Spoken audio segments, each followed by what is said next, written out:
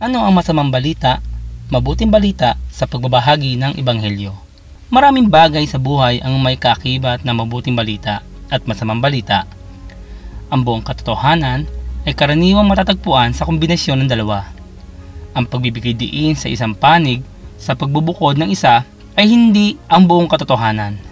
Totoo rin ito sa Ebanghelyo ni Jesucristo.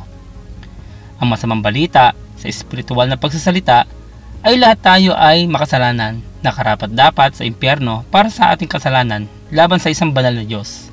Roma 3:23, 6:23. Inilalayo tayo ng ating kasalanan mula sa kanyang presensya at buhay na walang hanggan. Juan 3:15-20. Walang sino man ang makakakuha ng kanyang paraan sa presensya ng Diyos dahil walang sino mang matuwid. Roma 3:10. Ang pinakamainam nating pagsisikap bilang tao na bigyan ng kalugudan ang Diyos ay gaya ng maruruming basahan. Isaiah 64:6. Ang ilang mga ebanghelista at mangangaral sa lansangan ay eksklusibong nakatuon sa aspektong ito ng katotohanan ng Diyos na maaaring ituring na masamang balita. Ang mabuting balita ay mahal tayo ng Diyos. Juan 3:15-18. Gusto niya ng relasyon sa kanyang nilikhang tao at makipag-ugnayan sa atin sa iba't ibang paraan tulad ng kalikasan. Roma 1:20.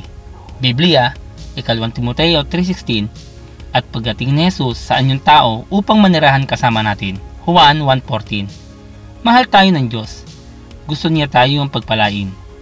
Nais niya magkaroon ng kaugnayan sa atin at nais niyang ituro sa atin ang kanyang mga paraan upang tayo ay maging katulad ng kanyang anak. Roma 8:29. Ang mga gurong nakatuon lamang sa mabuting balita ay nag-iiwan ng mahalagang bahagi ng plano ng kaligtasan ng Diyos na kinabibilangan ng pagsisisi, Mateo 3:2, Marcos 6:12 at pagpasa ng ating krus upang sumunod kay Jesus, Lucas 9:23. Hanggat hindi natin nalalaman ang masamang balita, hindi natin tunay na pahalagahan ang mabuting balita. Hindi mo mapapahalagahan ang pagpasok ng isang estranghero sa iyong tahanan o kaladkarin ka palabas maliban kung una mong naunawaan na ang iyong bahay ay nasusunog. Hanggat hindi natin naintindihan na tayo ay itinakda sa impyerno dahil sa ating kasalanan, hindi natin mapapahalagahan ang lahat ng ginawa ni Jesus para sa atin sa krus. 2 Korinto 5:21.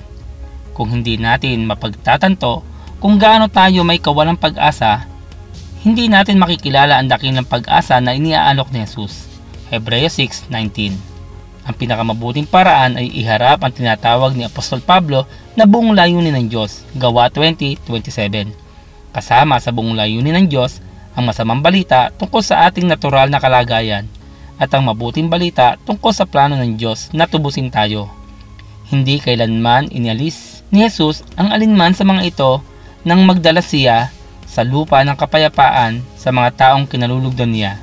Lucas 2:14. Ang kanyang kapayapaan ay makukuha sa lahat ng oras ng taos-pusong pagsisisi sa masamang balita at masayang tinatanggap ang mabuting balita na siya ay Panginoon ng lahat. Roma 10:8-9. Salamat po sa inyong panonood at kung kayo po ay napagpala ng bidyong ito, huwag po kayo mahiya na ito ibahagi po sa inyong mga kaibigan, kamag-anak. Hanggang sa muli po.